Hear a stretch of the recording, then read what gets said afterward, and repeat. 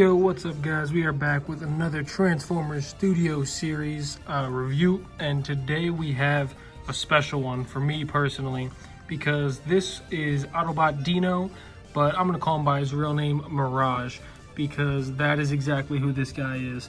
And if you remember back like me, well, if you're like me, back in like 2012, 2013, before Transformers Dark of the Moon came out, was the game that accompanied it.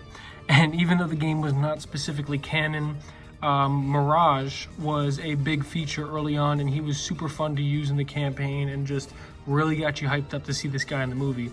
So in case, a little fun fact for those who don't know, he's called Dino because to use the Ferrari in the movie, as we get a nice up-close head shot of him there, to use that car, although this is not an officially licensed vehicle, nice picture of him in the back there, although that's not an officially licensed Ferrari, to be able to use a Ferrari in the movie, they had to name the robot after the son of the creator or whatever, so they had to name him Dino, which is, personally, no offense to you, Dino, that's stupid as hell. The guy should have been named Mirage because that's who he is.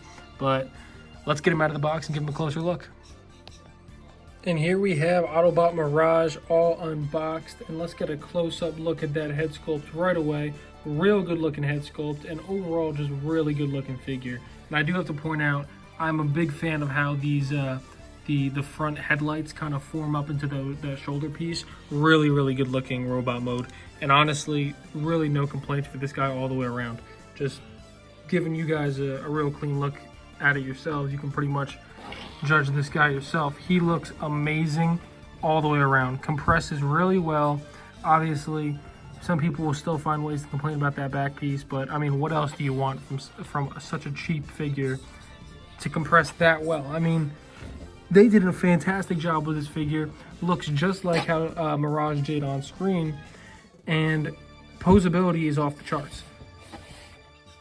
Now, in terms of posability, like I just said, off the charts. You can pretty much get whatever kind of leg poses you want with this guy because these base pieces for the feet are adjustables. As you can see there are the two joints there in the knee and as well as in the foot, and that foot piece is nice and wide, allowing you to prop it up like that and get the flat edge on the other end, pretty much getting a bunch of dynamic poses like this. Obviously you can do a lot more, but I'm just kind of showing you guys more of the simple stuff. Oh, and let me not even forget that background that I've had propped up the whole time. If you notice, it is from Transformers 3, from the highway chase scene. Once Sam realizes that the Decepticons are after Sentinel is the key. The Dreads are chasing down Bumblebee, Sideswipe, and Mirage on the highway. And Mirage, this is kind of where he gets his moment to shine as he jumps the divider, surfing on it in a way and hooking his chains into the Dreads and kind of riding them like a damn dog or a sled. But Mirage, really cool figure and really cool in the movie. So definitely a good pickup here in robot mode. But let's get some comparisons here to see how he looks alongside some of his other Studio Series figures. And here we have Mirage next to his compatriot Sideswipe over here. This is a deluxe Sideswipe from the same movie, Dark of the Moon. Have not done a review yet of this guy, so stay tuned for him coming out real soon.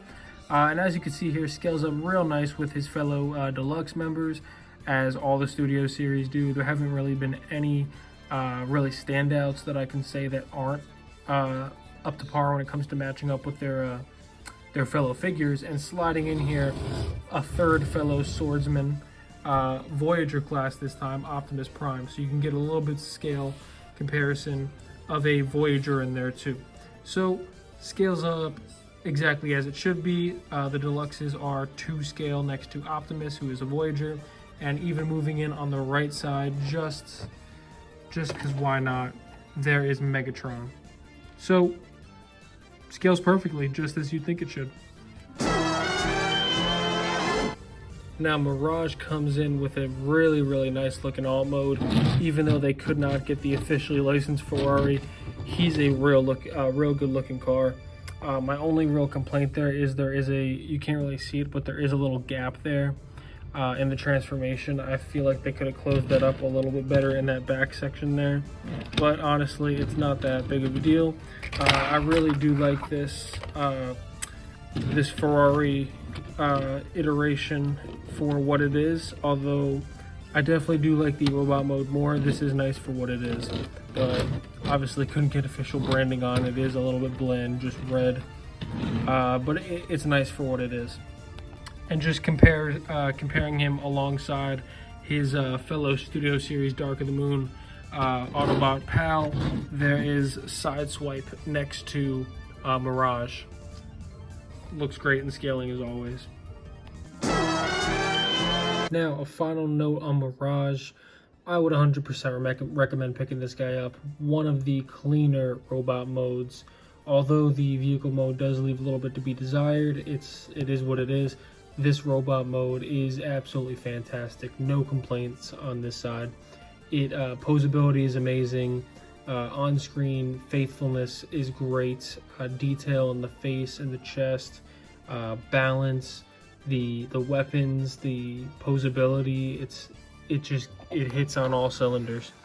And if you have a chance to add this guy to your collection, you have to. He definitely left a lot to be desired for on screen. I wish we could have gotten to see more from his character, but being such a big fan of the Dark of the Moon game, this is just amazing to be able to get my hands on.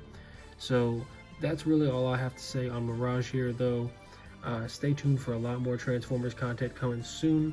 Any feedback is appreciated. Likes, dislikes, comments, let me know in the comments below. And until next time, peace.